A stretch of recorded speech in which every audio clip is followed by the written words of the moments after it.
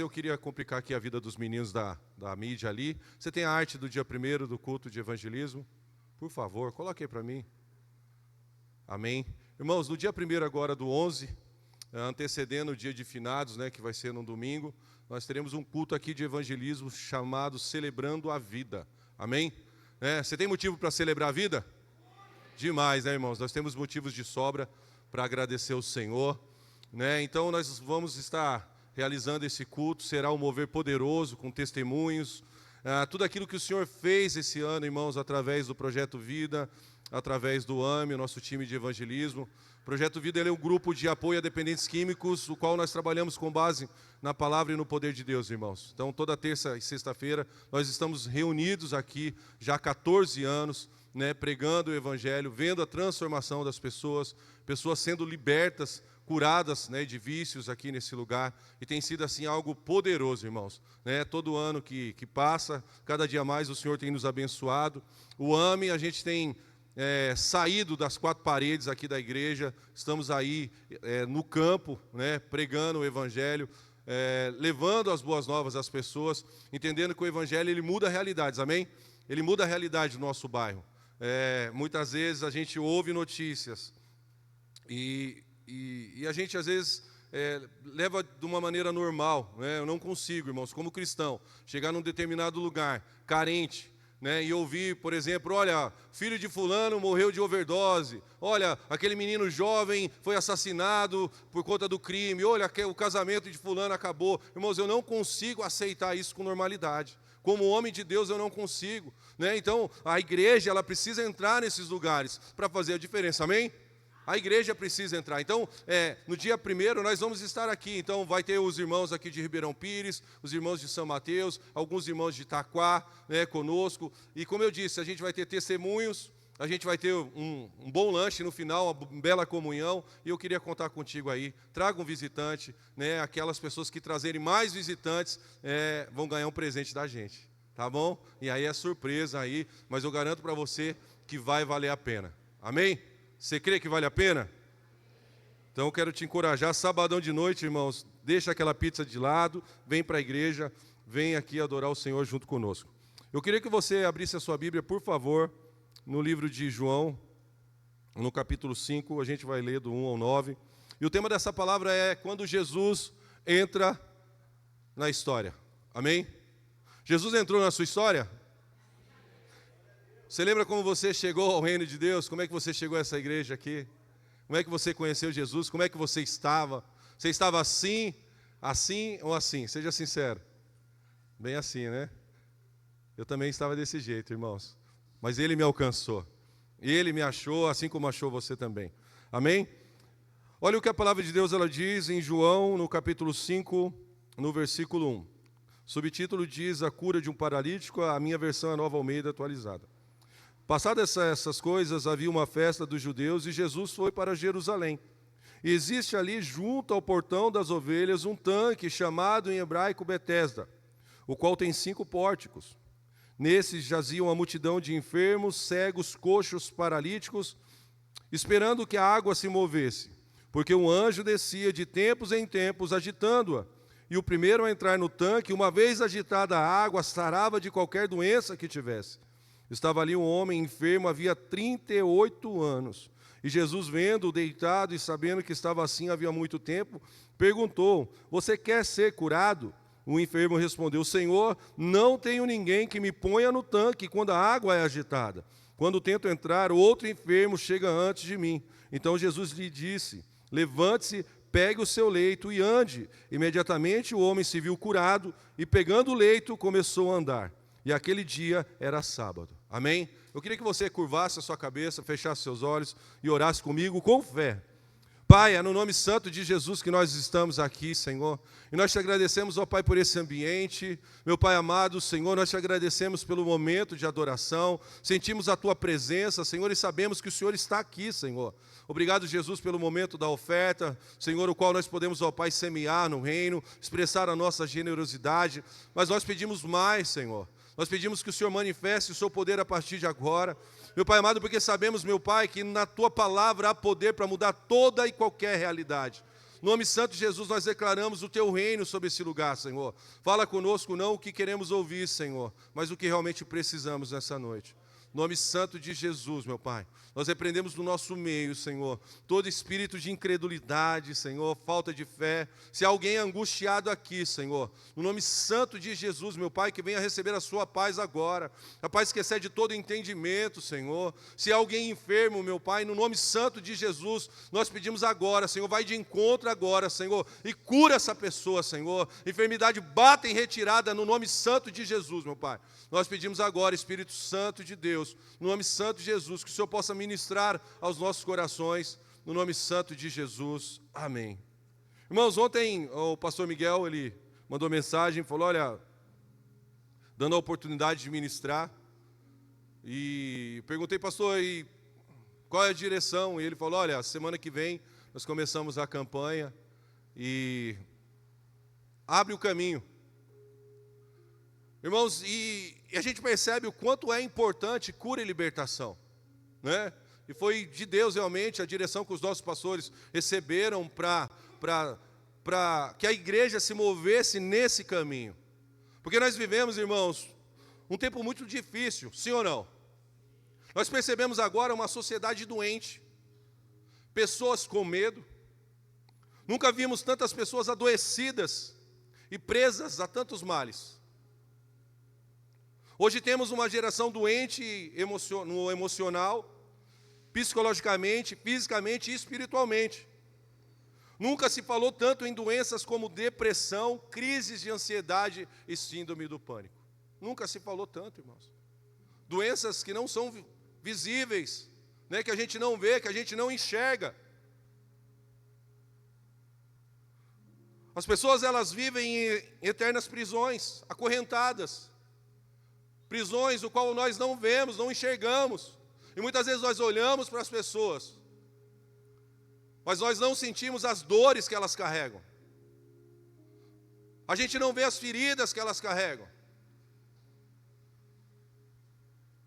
Por conta dessas lutas e escolhas, as pessoas estão vivendo acorrentadas a vícios e comportamentos nocivos. E eu falo com propriedade, irmãos. Porque eu estou à frente desse projeto lá e toda terça-feira e sexta-feira eu vejo pessoas que são vítimas, que fizeram as suas escolhas erradas e se aprisionaram. São presas ao álcool, a drogas, e algo que aparentemente começa como uma brincadeira, e sem você perceber se torna um pesadelo. Há comportamentos nocivos também, e os números eles mostram isso. Aumento significativo do consumo de drogas e álcool. E esse tipo de escolha, ele traz consequência. O número da violência aumentou, explodiu. Roubos, latrocínio, feminicídio, todo tipo. E com isso, o sentimento de impotência. Nós andamos aí, irmãos, nas ruas, mas seja sincero, nós andamos com medo, sim ou não? O sentimento de insegurança. Verdadeiras tragédias têm acontecido nesses dias.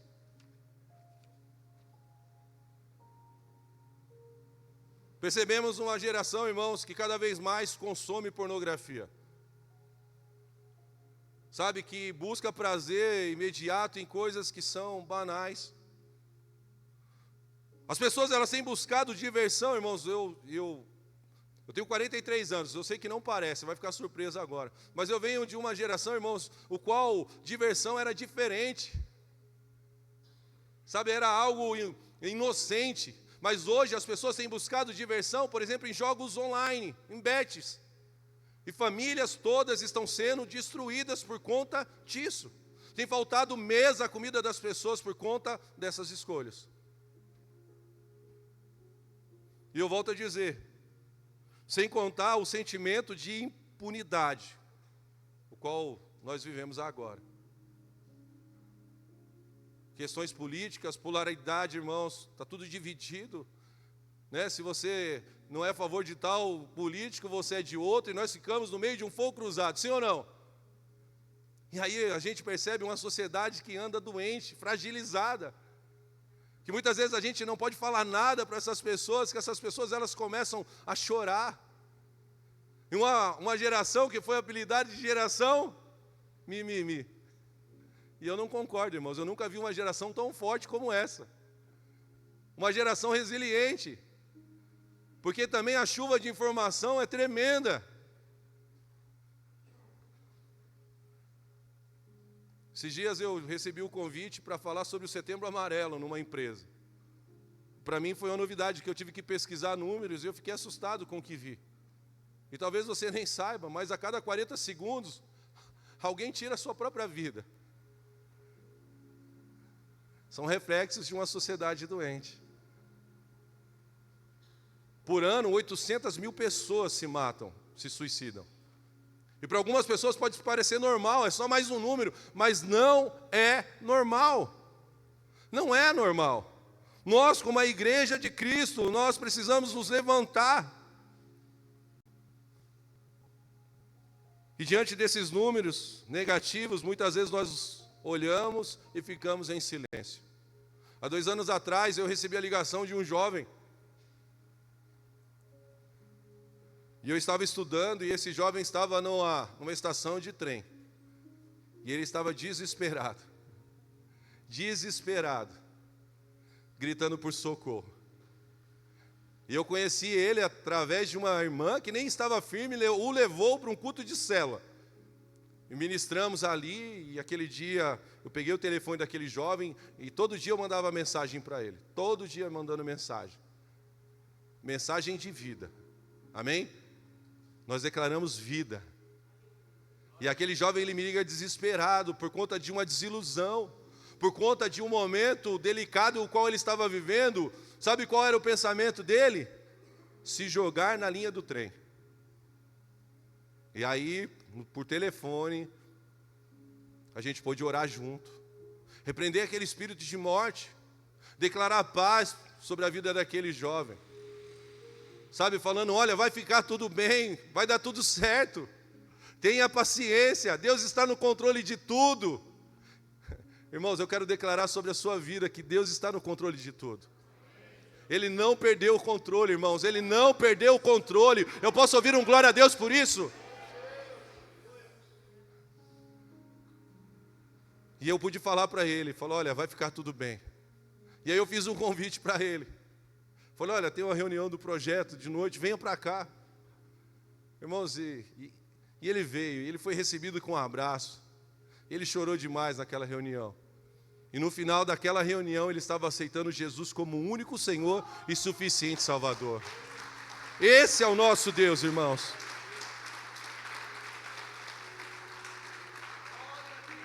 Nós somos a igreja de Cristo, nós somos chamados para fazer a diferença. Mateus 16, 18. Pode colocar para mim, por favor, Pedro? Você nem precisa abrir, irmãos. Continue em João.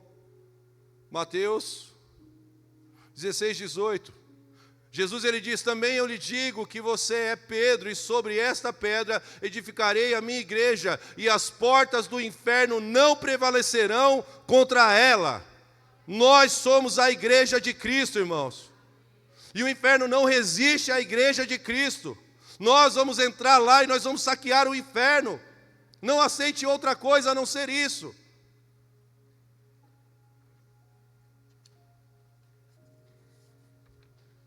E nós temos agora o papel de anunciar o Evangelho.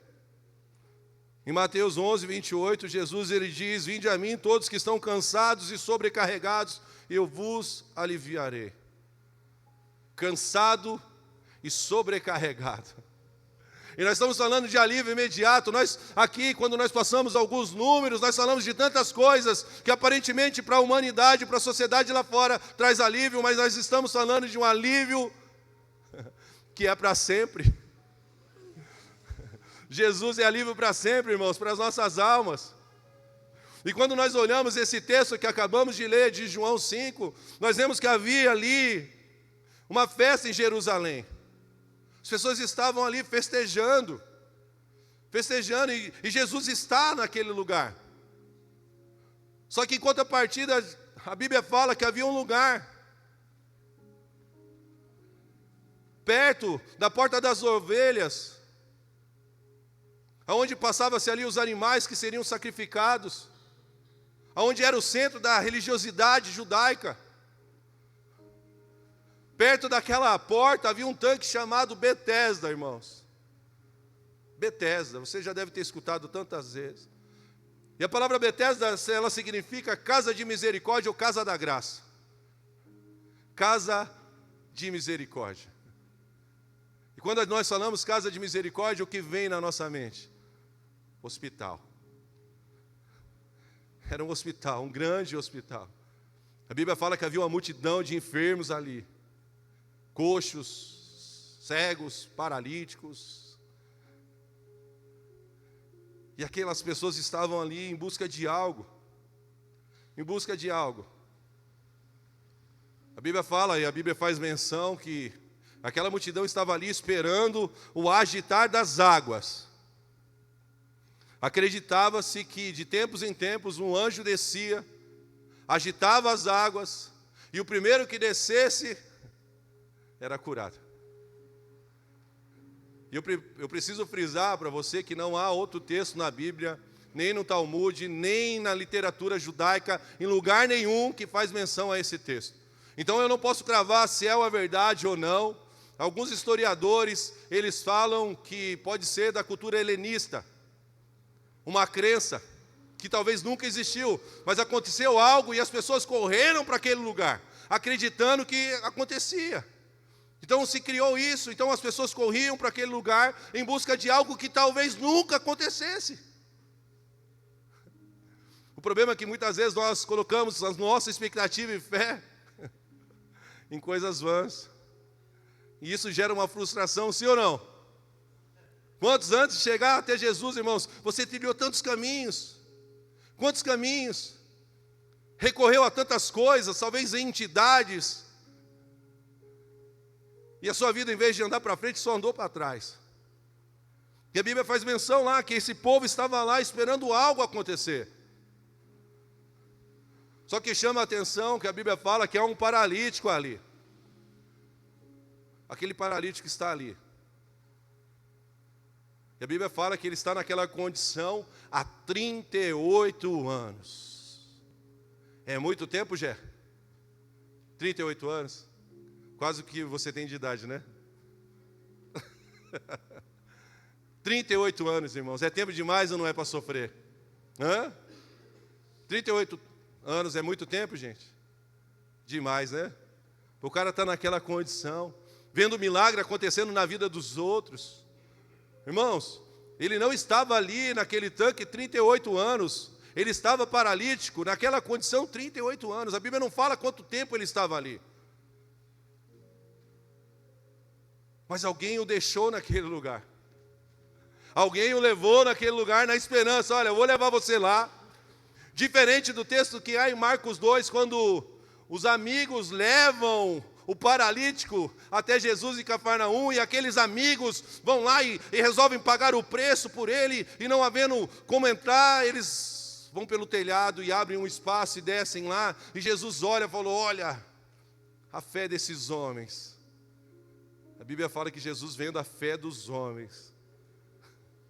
Diferentemente, alguém levou esse homem lá e o deixou lá. Quantas vezes no meio da caminhada, pessoas cruzam o nosso caminho e nos abandonam, nos deixam de lado. E essa era a real condição daquele homem lá. Alguém o deixou naquele lugar, irmãos. Talvez cansado, falou, olha, nada vai acontecer. Nada vai acontecer. Ele vai continuar nessa condição, eu não tenho paciência mais, eu não acredito. E muitas vezes nós ouvimos isso o tempo todo. A nossa expectativa, ela vai minando a nossa fé diante de algumas situações.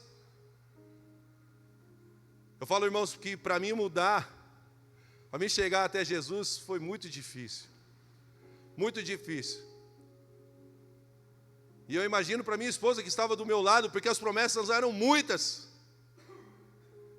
Eu sempre falo lá no projeto que há dois tipos de pessoas, duas turmas, do agora vai, diga agora vai, e segunda-feira eu mudo.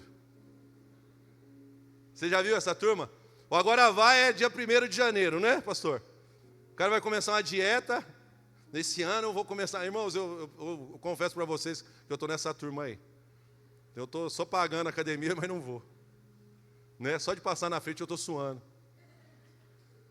Mas é o agora vai, agora eu vou fazer isso, eu vou mudar isso, eu vou... E não sai, irmãos. E pior do que a turma do agora vai, é a turma do segunda-feira eu mudo. Segunda-feira eu mudo. Segunda-feira vai ser diferente. Irmãos, e passa ano, sai ano, vira semana, e nada acontece. Você imagina que a pessoa que levou esse paralítico, ela ficou ali, e com certeza falou, nada acontecia. Nada acontecia. E a Bíblia fala que Jesus, ele chega naquele lugar. Jesus, ele chega naquele lugar. E a história desse homem começa a ser mudada. A história desse homem começa a ser mudada. Jesus chega àquele hospital, à casa de misericórdia ou graça, em busca de um único homem. De um único homem. Primeira coisa que eu quero dividir com você, que a gente aprende nessa passagem, nesse texto, é que Jesus sabe quem você é. Você acredita nisso? Jesus sabe quem você é. Ele te conhece melhor do que você mesmo. Foi Ele que te trouxe até esse lugar. Você não veio por um convite, você não veio porque fulano foi te visitar, ou porque, olha, vai lá na igreja lá que vai ser. Não, você não veio, você veio porque o próprio Deus te trouxe até aqui. Ele marcou o encontro contigo. Jesus sabe quem você é. No meio de uma multidão, Jesus vai até aquele homem. E Jesus, vendo ele deitado e sabendo que ele estava assim, havia muito tempo, Jesus conhecia a história dele. Jesus sabia a dor que ele carregava, o tamanho do sofrimento que ele carregava. Jesus sabia, assim como ele sabe o que você carrega nesse momento. O qual foi tão difícil para você talvez chegar nessa noite aqui, que você tem passado por dias difíceis, de lamentação, de choro.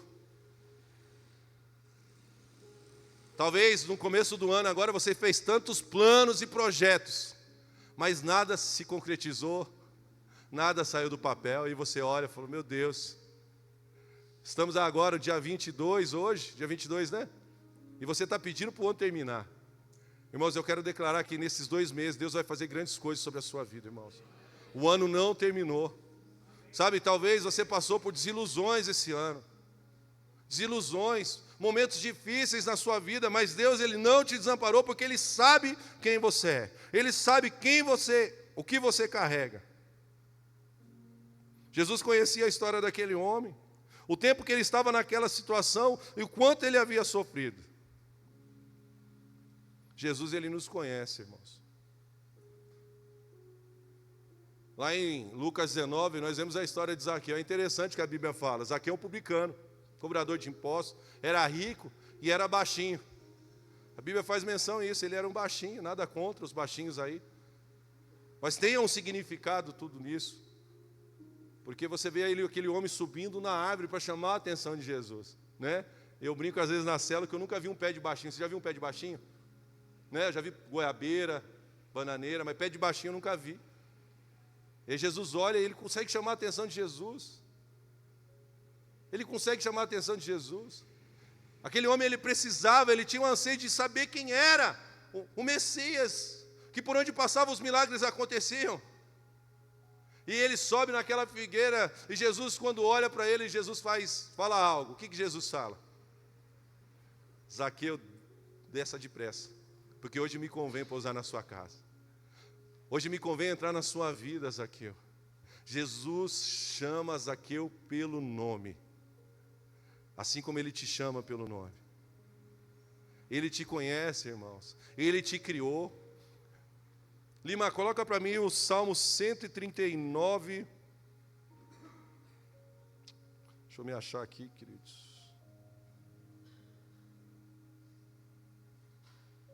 Oh. 139, 16, por favor. Olha o que a palavra de Deus diz através do salmista. Os teus olhos viram a minha substância ainda informe, e no teu livro foram escritos todos os meus dias, cada um deles escrito e determinado, quando nenhum deles ainda existia. Deus já escreveu a tua história. E eu posso garantir que ela tem um final feliz com Jesus, irmãos. Porque imagina, aquele homem sem expectativa nenhuma, sem esperança nenhuma, 38 anos sofrendo, paralítico, vendo talvez as coisas acontecendo na vida das pessoas, pessoas indo e vindo. E para ele era um dia normal, para ele era outro dia, mais um dia de paralisia, sem nada de novidade na sua vida. Mas aquele dia era diferente. Jesus entra na sua história, irmãos. Jesus, ele entra na sua história. Coloca para mim Jeremias 1:5, por favor.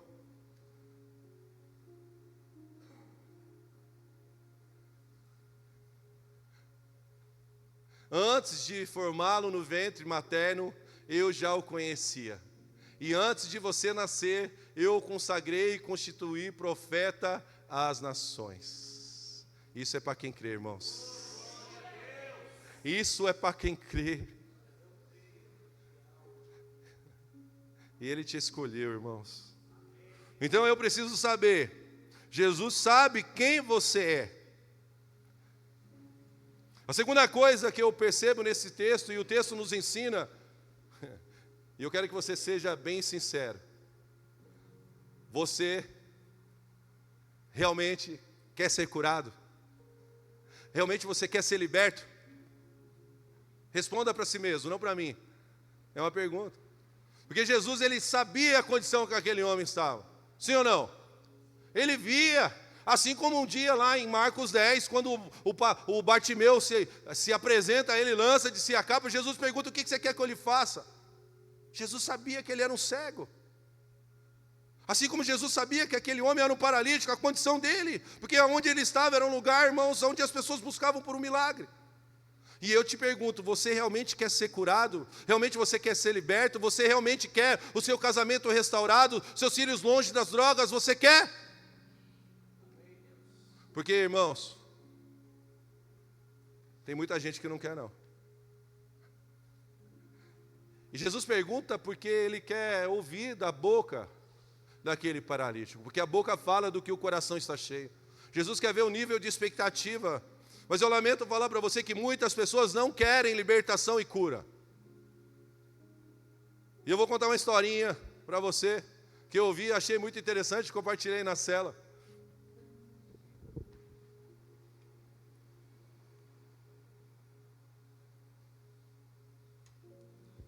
Havia um profeta que ele se movia em sinais e maravilhas. E ele andava pelas cidades do interior, sabe, em verdadeiras cruzadas. Era um homem de Deus e aonde ele chegava os milagres aconteciam, irmãos. Paralíticos andavam, pessoas eram libertas,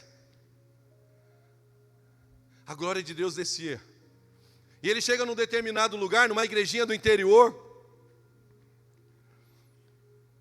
e como de costume, tudo isso acontece. Mas uma história chama a atenção, que um menino de 10 anos, cego de nascença, é curado, irmãos, e volta a enxergar. Naquela igreja, irmãos, naquela igrejinha, um menino que nunca enxergou, ele volta a enxergar. Você imagina a festa, irmãos, que foi naquele dia. O profeta termina aquele culto, irmãos, e ele parte para outra cidade. Um ano depois, ele tem a oportunidade de voltar naquela mesma igreja, naquela mesma cidadezinha do interior. E de repente, irmãos, a mesma coisa acontece. Sinais e maravilhas. Digo, uau. Não, gente, me ajuda aí. Uau. Bom, eu gostei do uau do irmão ali. Está parecendo um latido, mas tá bom. Irmãos, e novamente a mesma coisa aconteceu. Sinais e maravilhas. Só que aquele profeta ali, aquele homem de Deus, no final, ele está ali conversando com as pessoas. E E de repente chega uma mulher e começa a agredi-lo dentro daquela igreja, começa a bater nele. E ele não entende o porquê daquela revolta daquela mulher, e ele fica ali, as pessoas contêm aquela mulher, seguram ela. E ele pergunta: irmã, eu não sei o que aconteceu, mas se eu fiz algo para você, me perdoa. E ela olha para ele e fala: você não lembra de mim? Ele falou: não lembro. São tantas pessoas que cruzam o meu caminho. Falou: o ano passado você esteve aqui, e você orou pelo meu filho. Meu filho era aquele menino de 10 anos que nasceu cego, e ele foi curado aqui. E o profeta, sem entender: irmã, mas eu não estou entendendo, por que você está me agredindo? Pois é, a mãe diz, depois que você orou por ele, ele foi curado. E o benefício dele foi cortado, e agora nós temos que trabalhar. Tem muita gente, irmão, que não quer ser curado. Sabe por quê? Porque ser curado te tira do lugar, irmãos, de vitimismo. As pessoas não vão ter mais de ter dó de você, não. Você vai ter que trabalhar a partir de agora. A partir de agora você já não é mais um coitado, não. Por isso Jesus, ele sempre pergunta: ei, você quer ser curado? Você quer se mover? Você quer sair dessa situação?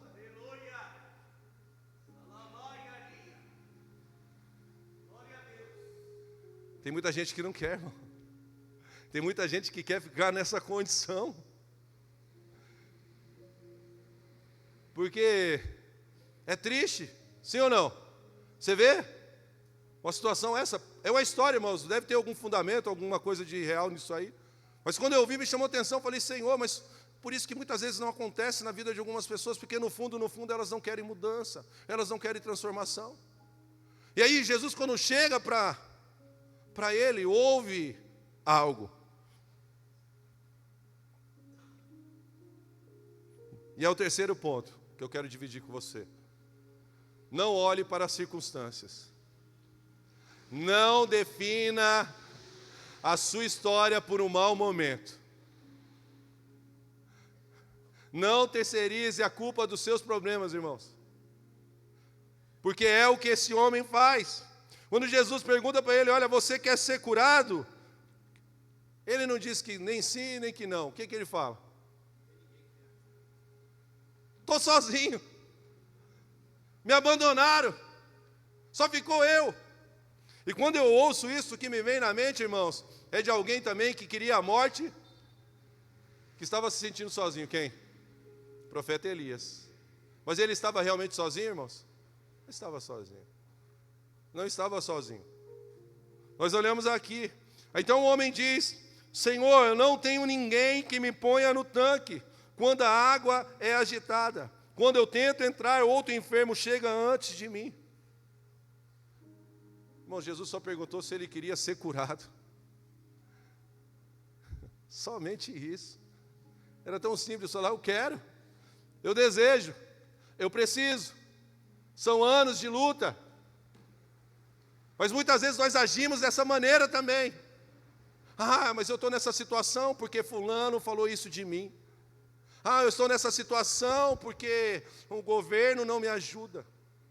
Ah, eu estou nessa situação porque o pastor não fala mais comigo.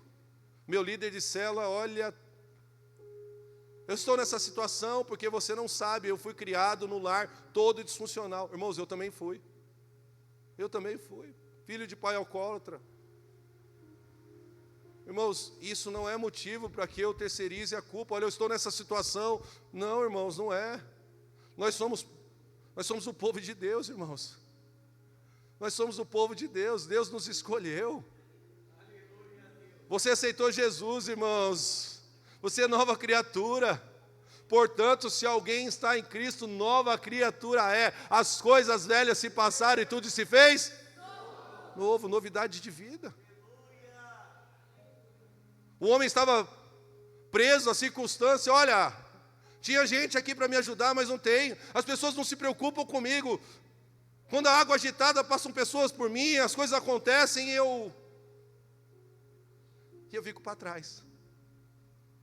Estou sozinho. E quantas vezes na caminhada nós nos sentimos assim? Abandonados, sozinhos, Ei, não tem mais ninguém. Ninguém me liga. Ninguém me manda nem um WhatsApp, nem para cobrar. Não é, irmãos? Muitas vezes a gente fica assim, hã? Desse jeito, o Du dando risada lá. Irmãos, não olhe para as circunstâncias. Creia que há um grande Deus que cuida de você, que cuida da sua casa, que cuida dos seus. E esse mesmo Deus, Ele está fazendo agora. Ele está cuidando de você agora. Quarto ponto, ouça a voz de Jesus. Precisamos ouvir a voz de Jesus. Muitas vezes nós andamos tão atarefados que nós não ouvimos a voz dele mais. E às vezes é algo tão simples. Quando Jesus olha para ele e ele se lamenta ali, ele olha para as circunstâncias, mesmo assim o Senhor fala algo para ele.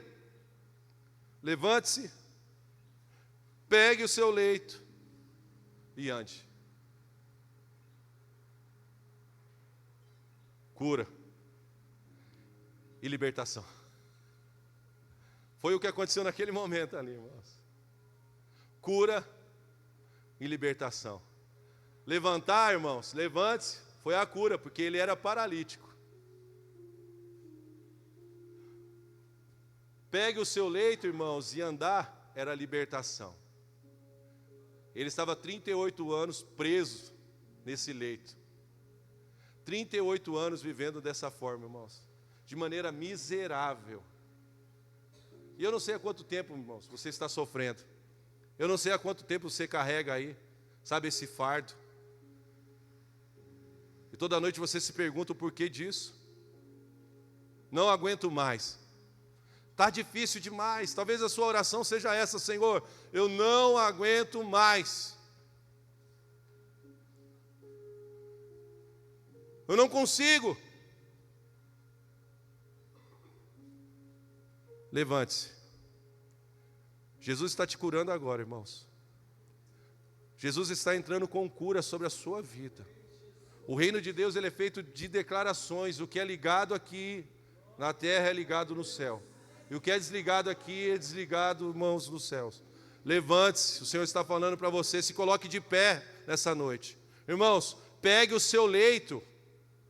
O Senhor está te libertando. E só dá valor à liberdade, irmãos, quem um dia esteve preso. Só dá valor à liberdade quem um dia esteve preso. Só dá valor a um prato de comida aquele que já passou fome.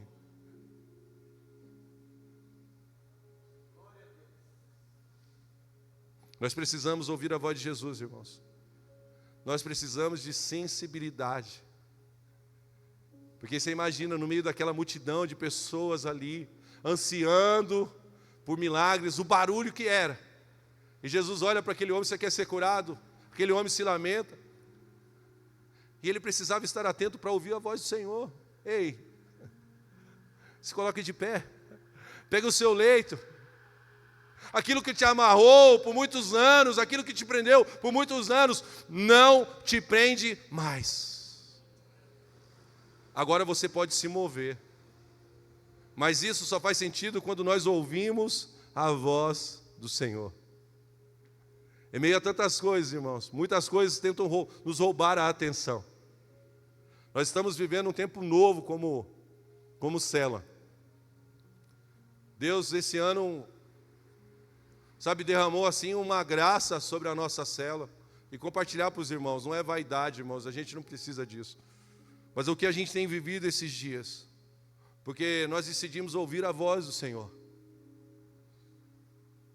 Pregar o ID. E esses tempos eu trabalhei para uma pessoa, precisava fazer uma renda extra aí, então estava em 2 empregos, irmãos, e a igreja também, então estava uma loucura. E a pessoa que me contratou é muito gente boa, mas estava vivendo um tempo muito difícil, muito difícil. Então, por muitas vezes, ele chegava lá naquele lugar alcoolizado, uma situação bem difícil mesmo, bem crítica. Irmãos, E como o meu patrão, eu poderia ficar quieto, sim ou não? Falei, não vou falar nada, não tem nada a ver, dia 5 e dia 20 eu recebo o meu salário, está tudo certo, não tem nada a ver comigo.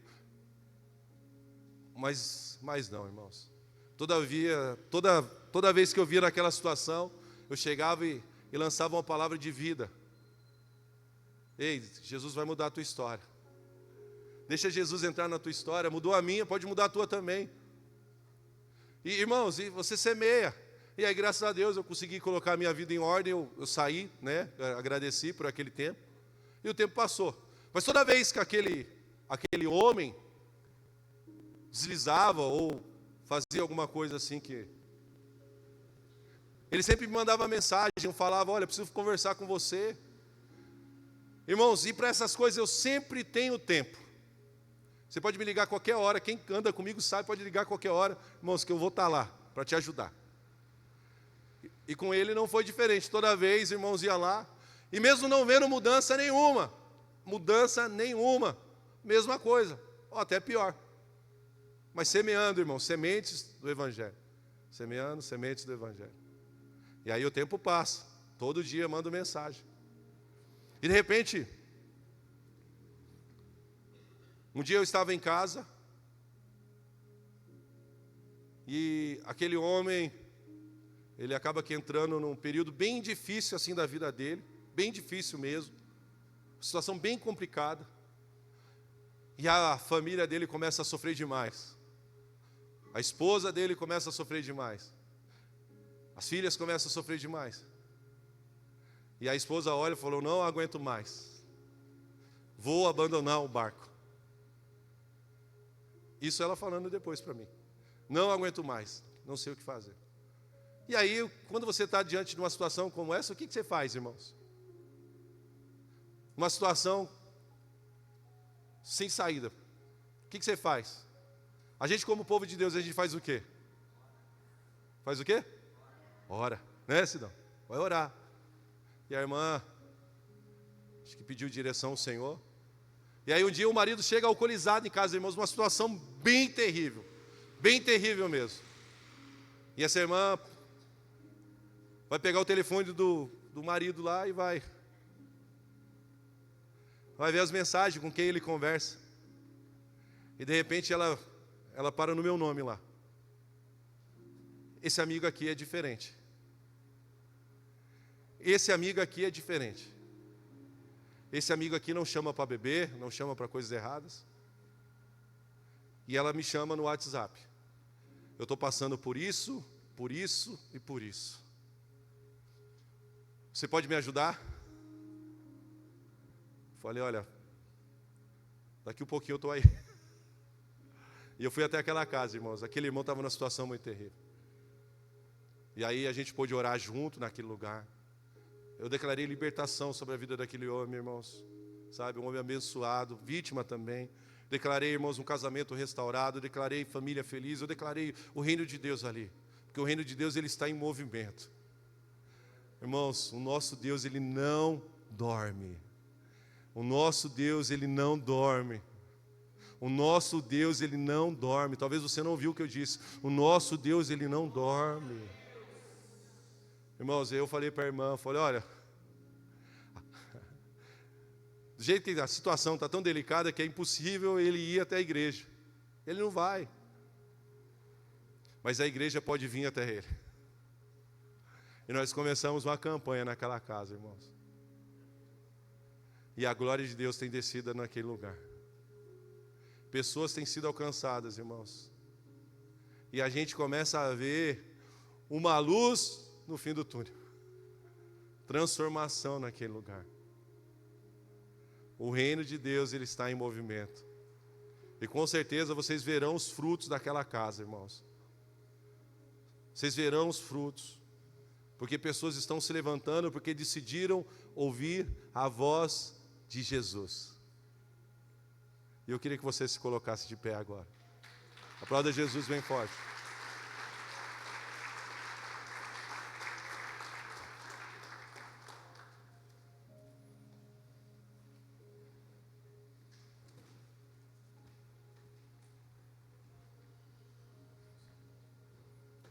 Irmãos, e normalmente às vezes as pessoas podem ficar, quando a gente dá um testemunho, irmãos, a gente pede autorização para a pessoa, amém? Para falar da história dela. Porque não é a história que a gente ouve, não é a história que a gente vive. E a gente tem vivido isso todos os dias. Transformação. Ei, qual? Escape.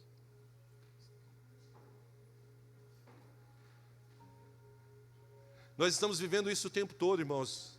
Jesus, Ele quer te levar para viver isso também. Eu não sei se você está há 38 anos vivendo em sofrimento, se você está há 12 anos, há 10, há 11, há 1, há 2, mas com certeza não foi a vida que Jesus escolheu para você. Com certeza não foi a vida, a história que Ele escreveu para você. Então hoje é noite de cura e libertação. Hoje é noite de cura e libertação. Cura, não só do corpo físico, mas também das suas emoções. Jesus, Ele quer tocar nas suas emoções nessa noite. Jesus quer tocar na sua mente, Jesus quer tocar no seu coração. E Ele quer ir no mais profundo, irmãos, da sua alma. Jesus, Ele quer curar o seu corpo físico. Talvez você tenha carregado dores por longos anos aí, dores nas costas, dores nas pernas, nos nervos. E Ele vai operar um milagre aqui, irmãos. Jesus, Ele vai operar um milagre aqui. Você não me ouviu, Jesus, Ele vai operar um milagre aqui. Hoje vai haver libertação dos vícios. Pessoas serão libertas das drogas aqui. Pessoas serão libertas do cigarro. Pessoas serão libertas do engano, da idolatria, do ocultismo. Pessoas serão libertas de pactos e consagrações que elas fizeram no passado. Pessoas serão salvas essa noite, irmãos. Pessoas serão salvas nessa noite. Porque, assim como nessa passagem lá, Jerusalém estava em festa, mas havia um lugar que havia muita necessidade, que havia muita precisão,